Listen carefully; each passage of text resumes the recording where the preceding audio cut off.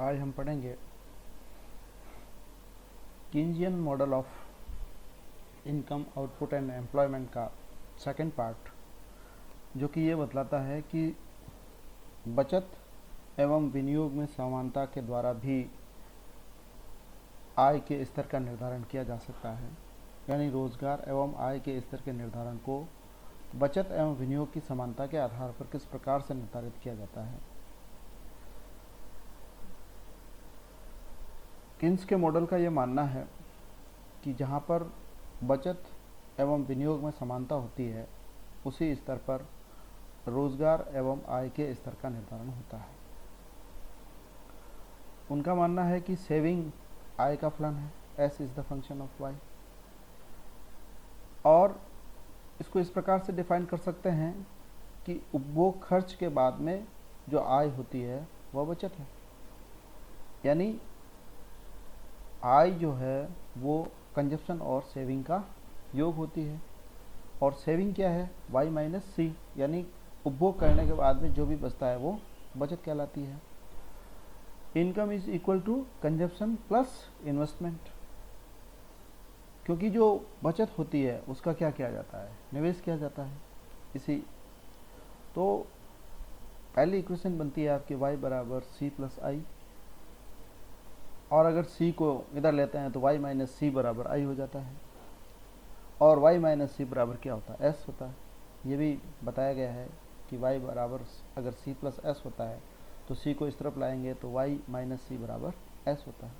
तो यहाँ पर भी y माइनस सी बराबर i, और यहाँ पर y माइनस सी बराबर s, तो i बराबर क्या हो गया, s, यानी इन्वेस्टमेंट और सेविंग में समानता। इसलिए जो इक्विलिब्रियम लेवल होगा, उस इक्विलिब्रियम लेवल पर सेविंग और विनियोग में समानता होगी। ये जो चीज़ है वो जो डायग्राम समझाया गया है उसके पैनल डी के अंदर दी गई है। हॉरिजॉन्टल एक्सिस, जो कि हम इससे पहले वाले वीडियो के अंदर पढ़ चुके हैं। I1 और E1 का जो इन्वेस्टमेंट कर्व है वो आपके S और I की समानता को दर्शाता है, जो ये बताता है कि Y1 आय का स्तर होगा तो जो रोजगार और आय का स्तर क्या होगा, तथा जो आय का स्तर बढ़कर के OY2 हो जाता है तो रोजगार एवं आय का स्तर जो है वो बढ़कर क्या होगा। इसमें दो संतुलन दिखाए गए हैं E2 पर, जहाँ पर I2 E2 investment equals Y2 E2 saving होता है।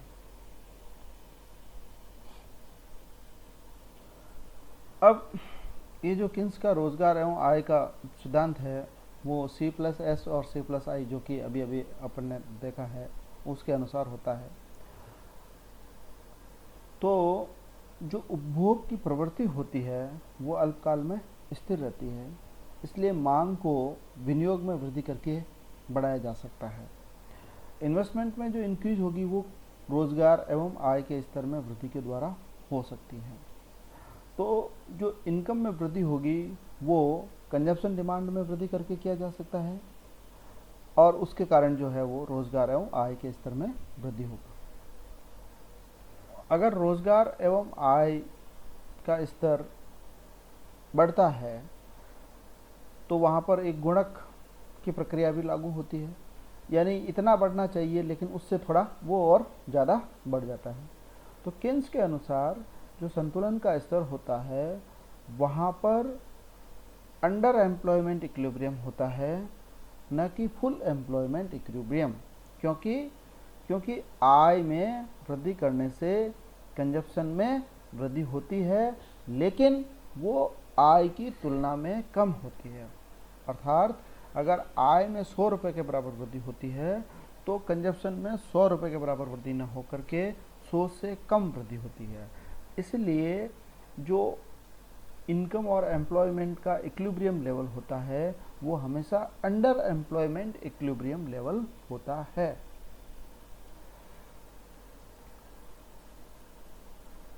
The behaviour of consumption function widens the gap between income and consumption, यानी जो उपभोग फलन का जो व्यवहार होगा, यानी मार्जिनल प्रोपेंसिटी टू कंज्यूम जो है वो अगर ठीक है तो इनकम और कंजप्शन के बीच में गैप कम होगा। लेकिन अगर वो थोड़ी कम है, यानी व्यक्ति कम खर्चीला प्रवृत्ति का है, तो इनकम और कंजप्शन के बीच में अंतराल जो होगा वो ज़्यादा हो जाएगा। उसको जो है वो विनियोग के द्वारा या विनियोग की कमी के द्वारा उसको पूरा नहीं किया जा सकता है। Full employment income level can only be established if the volume of investment is increased to fill the income consumption gap corresponding to the full employment. अर्थात जो कंजप्शन और आय के बीच में जो अंतराल होता है उसको विनियोग की मात्रा में वृद्धि करके ही पूरा किया जा सकता है। अगर हम विनियोग में वृद्धि नहीं करेंगे तो आय का फर्दर इंक्रीज जो होगा वो नहीं हो सकता। केन्स का जो मॉडल है वो हमेशा अंडर एम्प्लॉयमेंट इक्विलिब्रियम लेवल को बताता है।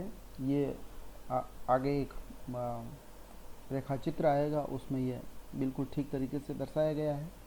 उसके हॉरिजॉन्टल एक्सिस पर, उसमें एम्प्लॉयमेंट को हॉरिजॉन्टल एक्सिस पर लिया गया है तथा कंजप्शन एंड इन्वेस्टमेंट को वर्टिकल एक्सिस पर लिया गया है। Autonomous investment is taken as a first approximation. C plus I is the aggregate demand curve. C plus I जो है वो समग्र मांग फलन है तथा C जो है वो an equal amount of investment at all levels of income।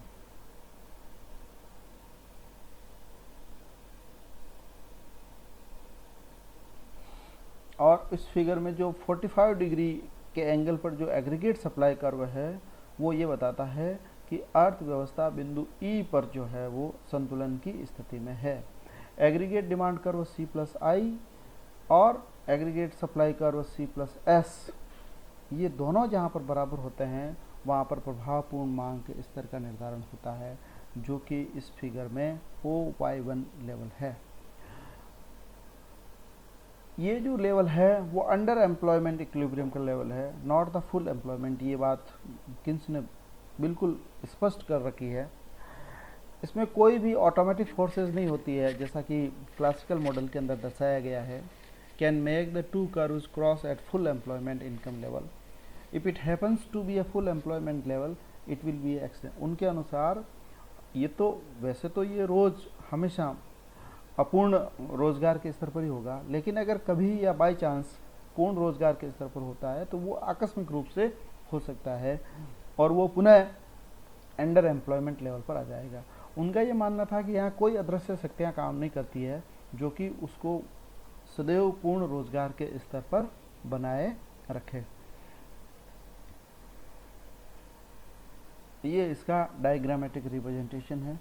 जैसा कि इस हॉरिजॉन्टल एक्सिस पर आपके एम्प्लॉयमेंट और इनकम को लिया गया है जो कि वाई के रूप में दर्शाया गया है, और इस वर्टिकल एक्सिस पर C, I और S यानी कंजप्शन, इन्वेस्टमेंट और सेविंग को दर्शाया गया है।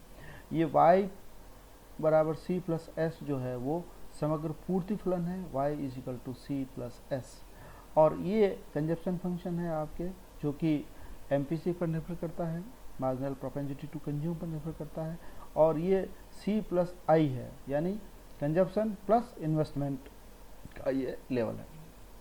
तो इस C प्लस आई के अनुसार जो इक्विलिब्रियम होता है वो इस पॉइंट पर होता है, y1 पर होता है। अगर हमको आय के स्तर में वृद्धि करनी है तो हमको विनियोग के स्तर में वृद्धि करनी पड़ेगी। अगर मान लीजिए कि हम डेल्टा आई के बराबर वृद्धि करते हैं तो जो स्तर होगा या इक्विलिब्रियम का लेवल जो होगा वो y1 से बढ़ करके y2 हो जाएगा, यानी संतुलन का बिंदु जो होगा वो E1 पर हो जाएगा, जहाँ पर y is equal to C plus S जो कि बराबर होगा C प्लस आई प्लस I1 यानी जो विनियोग में हमने वृद्धि की है उसके बराबर। या अर्थात किन्स के रोजगार मॉडल के अनुसार अगर हमको आय के स्तर को बढ़ाना है तो विनियोग की मात्रा में वृद्धि करके ही आय के स्तर को बढ़ाया जा सकता है। Suppose OYF is the full employment income level. To reach the level, autonomous investment is increased by I1, जैसा कि मैंने अभी आपको बताया। तो C प्लस आई कर्व जो होगा वो शिफ्ट होकर के C प्लस आई प्लस I1 कर्व हो जाएगा, और नया एग्रीगेट डिमांड कर्व जो होगा वो इस 45 डिग्री के लाइन जो कि एग्रीगेट सप्लाई कर्व कहलाती है उसको E1 बिंदु पर काटेगा, जो कि higher point of effective demand हो जाता है, यानी प्रभावपूर्ण मांग के स्तर को बढ़ा देता है, ई की तुलना में E1 पर चला जाता है, जो कि फुल एम्प्लॉयमेंट इनकम लेवल यानी OYF कहलाता है। ये भी स्पष्ट करता है कि जो रोजगार में और आय में जो वृद्धि इच्छित की जाती है वो अगर गुणक प्रभाव के हिसाब से वृद्धि होती है तो I1 बराबर I2 होगा, जो कि पैनल सी के अंदर दर्शाया गया था पहले वाले फिगर के अंदर। वो आपको जो है एम्प्लॉयमेंट इनकम को राइज करके Y1 से YF की ओर ले जाती है, यानी उसमें गुणक प्रभाव भी शामिल होता है। आय में विनियोग में वृद्धि करने पर जो आय में वृद्धि होती है उसमें गुणक प्रभाव भी शामिल होता है, इसलिए जो डिजायर्ड रोजगार और आय के स्तर में वृद्धि होती है वो संभव हो पाती है। Thank you.